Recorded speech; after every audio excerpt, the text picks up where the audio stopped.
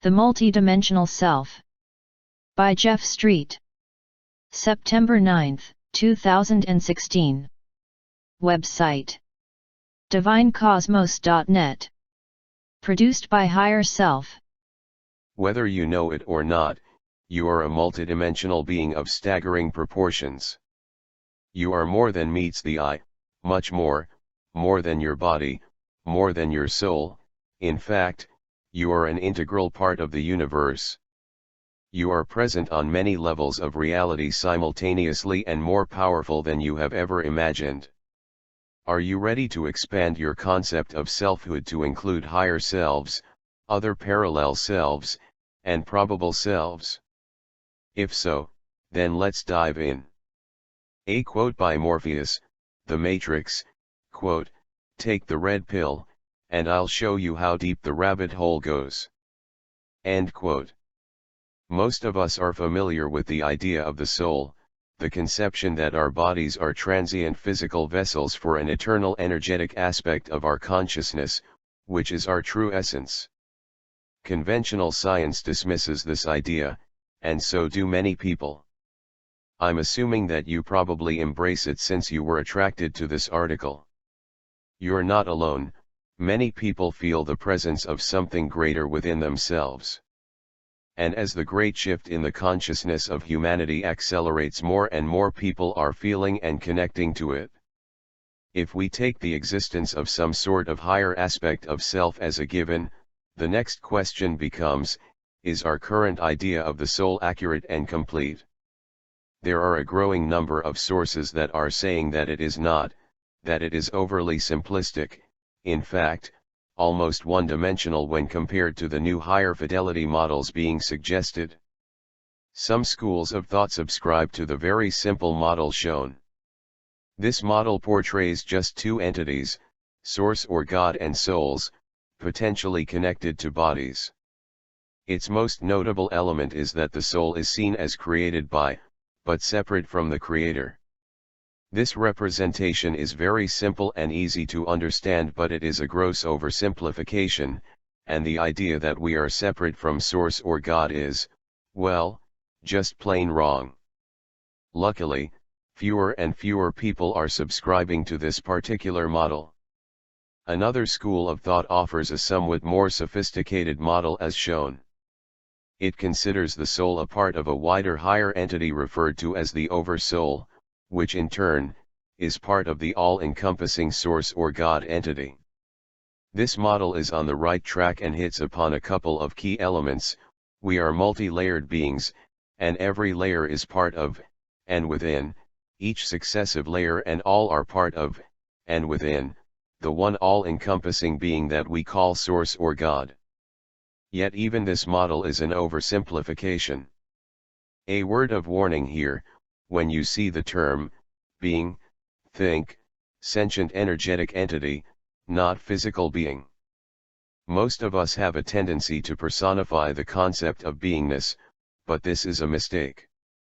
The essence of all beingness is something non-physical, and that's why I will often use the term entity instead, because it avoids the strap. While the models presented certainly do reflect some aspects of the deeper reality, it is my contention that they are just gross approximations. In the remainder of this article, I will present a more sophisticated model that is a synthesis of ideas from a number of different sources and expands greatly beyond the models mentioned above. It suggests that we are multidimensional entities present on many levels of reality simultaneously and more powerful than we have been led to believe or have ever imagined. Only a small portion of your total beingness is present in the physical body that you may have erroneously assumed was all of you. The you that you identify as you is a part of a much bigger entity, which is ultimately also just a small part of the ultimate entity that is all that is, referred to through the ages by many names: Source, Infinite Creator, God, etc. You are a multidimensional being of staggering proportions, and in your quest to know yourself, and the nature of your existence, you have employed massive parallelism. Higher selves. So what exactly is a soul and what is its relationship to what some call God and others call source consciousness?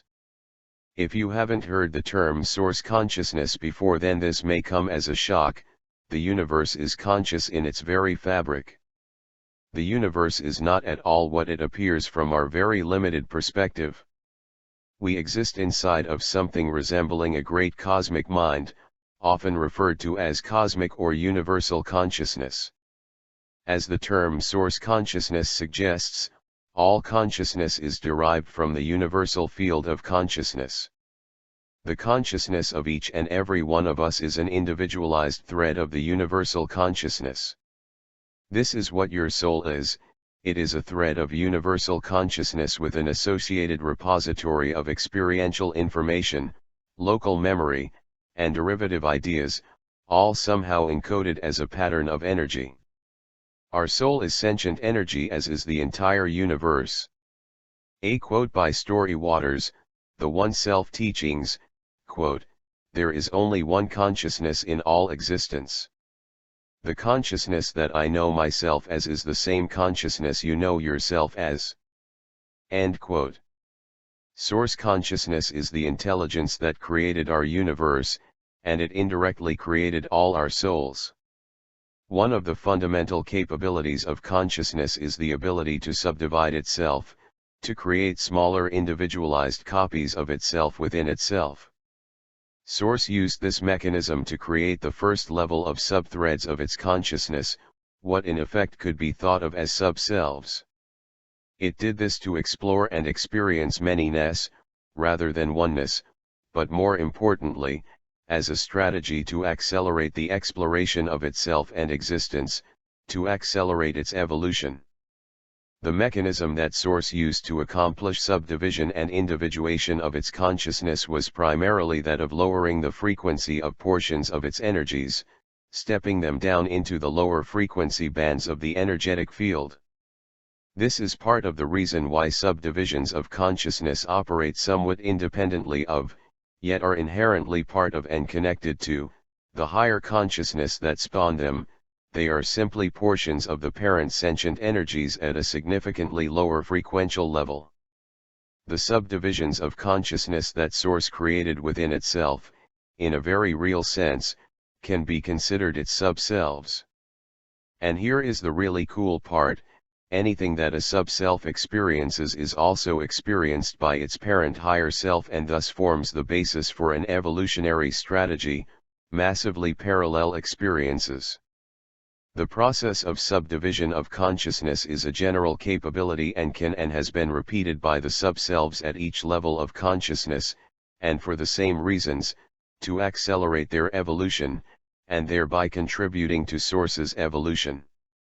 Consciousness is like a multi-level branching structure. If we use a tree analogy, then Source consciousness would be the tree trunk. The tree trunk then divides into many large branches, which keep dividing into smaller and smaller branches until we get to twigs with a leaf attached to the end of each. In this model, we could think of the leaves as physical bodies, and then as you move from the leaf towards the trunk, we'd encounter the soul level, and then the oversoul level, and then a number of additional levels till we reached the tree trunk coming out of the ground, the Source level. Note that even though the diagram shows 7 levels, it's unclear how many levels there really are, or whether all branches have to have the same number of divisions or levels. The only thing that's for sure is that there are more than 3 levels, probably many more. A number of sources indicate that there is a level above the oversoul that has been referred to as soul group. Here is a diagram illustrating the divisional structure of universal consciousness. According to some sources, there are 2,135 soul groups participating in the Earth experience right now. Who knows how many exist within Source in total? Probably many more. Each soul group entity is able to subdivide itself into, create, up to 144,000 oversouls, and each oversoul is able to create up to 12 souls, and each soul up to 12 soul extensions. A soul extension is just another subdivision of consciousness which allows connection to physical vehicles, bodies, in the very lowest frequency bands. The consciousness that connects to a body to drive it has to be within a certain distance frequentially to achieve the connection.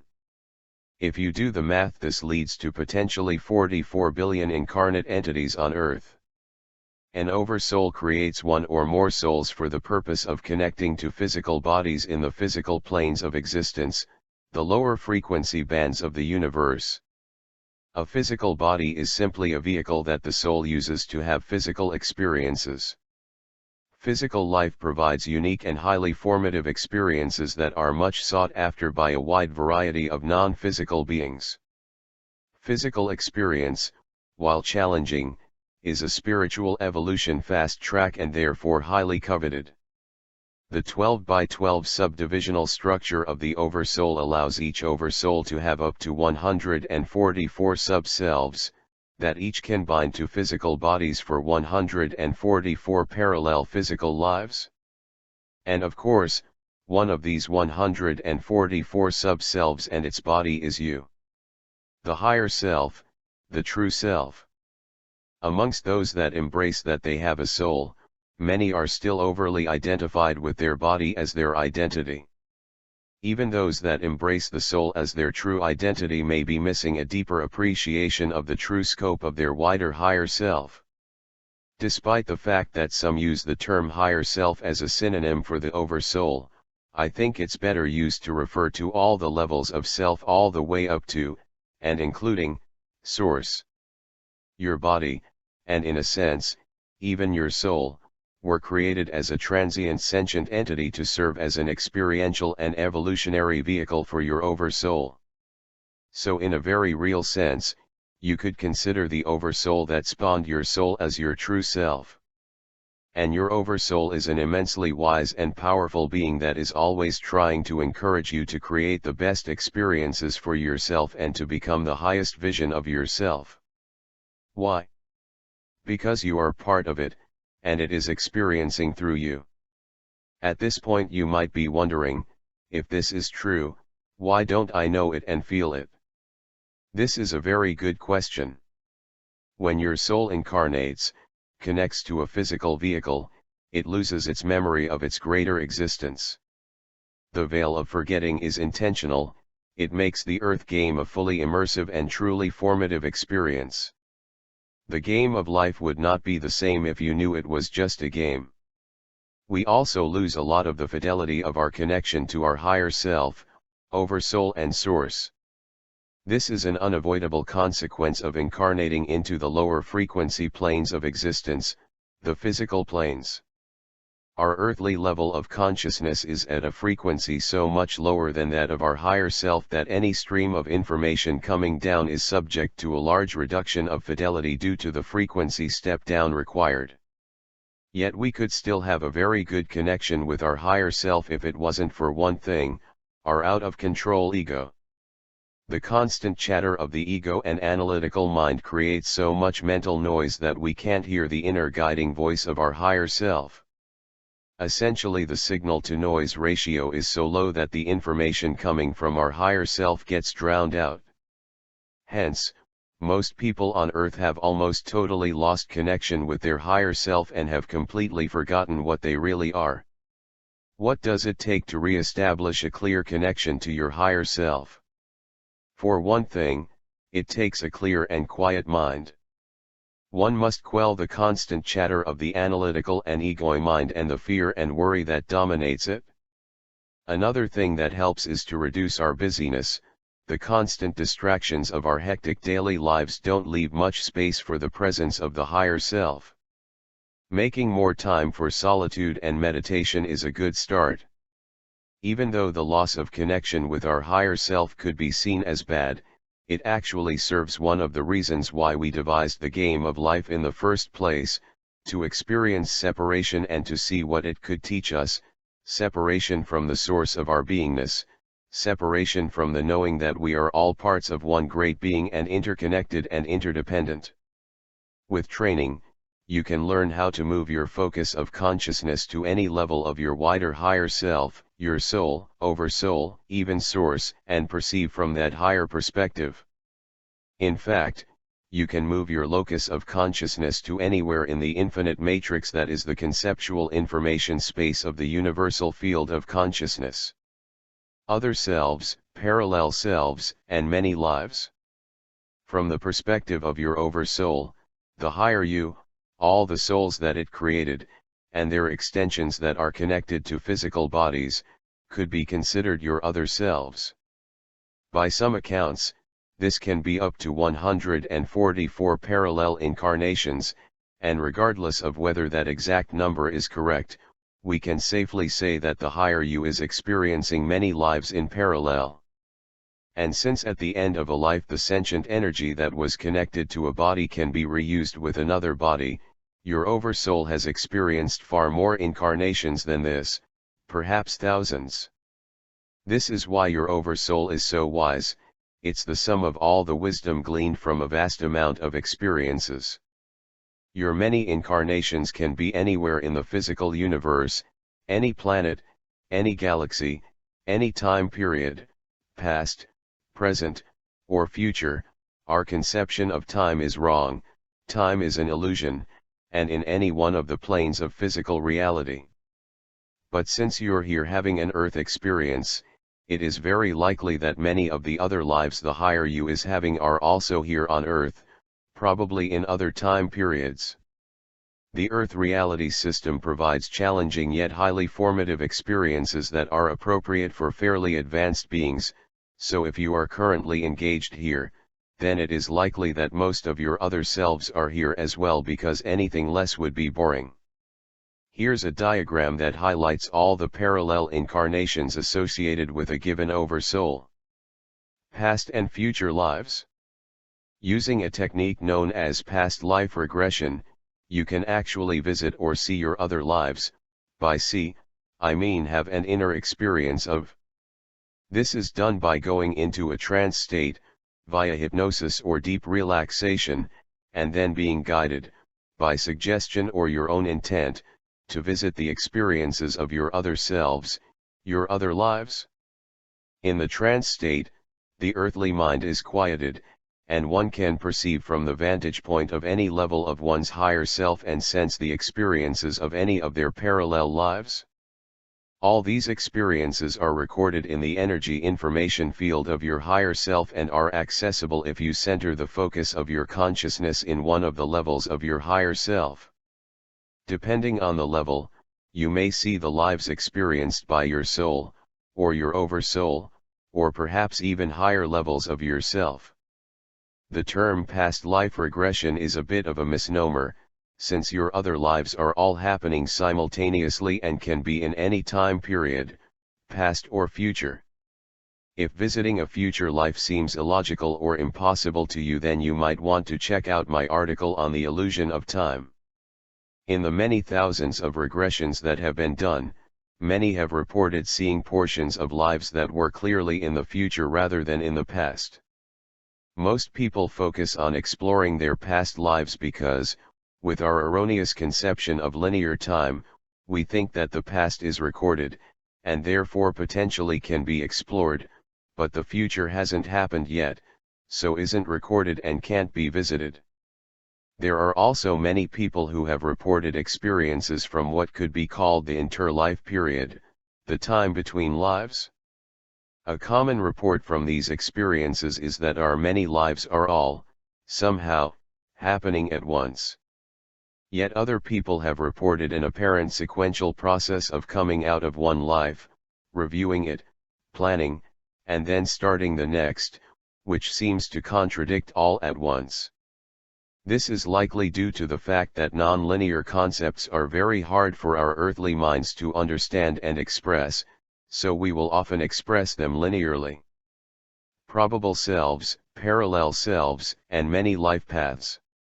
Another way that your higher self accelerates its evolution through the use of parallelism is to experience all possible and probable life paths.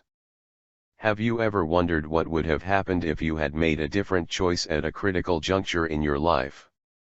Well, so did your soul, but instead of just wondering, it divides its consciousness yet again, creating a subthread of its consciousness to follow and experience each alternate life path. At every decision point of any significance, one portion of your soul's sentience follows branch A, and another follows branch B. Your soul is experiencing all possible and probable life paths in parallel.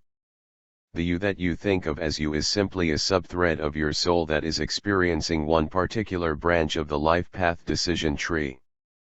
At every significant decision point on a life path, the path branches. A decision tree represents all possible paths. All of these are experienced by your soul. This mechanism creates a massively parallel experience which maximizes the evolutionary potential for the soul, for the oversoul, and for source. Since all experiences are experienced by your higher consciousness, they trickle up. The soul threads that follow each of the possible paths of experience could, in a sense, be called probable selves. Because there is one for each possible and probable life path.